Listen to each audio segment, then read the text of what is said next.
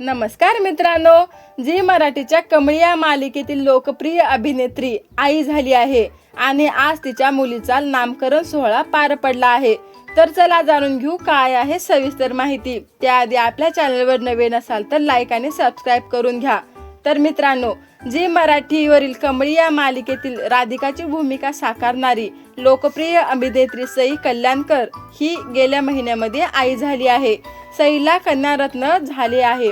सईची मुलगी झाल्याची आनंदाची बातमी सईने सोशल मीडियाच्या माध्यमातून शेअर केली आहे आणि आज सई कल्याणकर हिच्या लेकीचा नामकरण सोहळा पार पडला आहे आणि सईने तिच्या लाडक्या मुलीचं नाव नभा असे ठेवले आहे।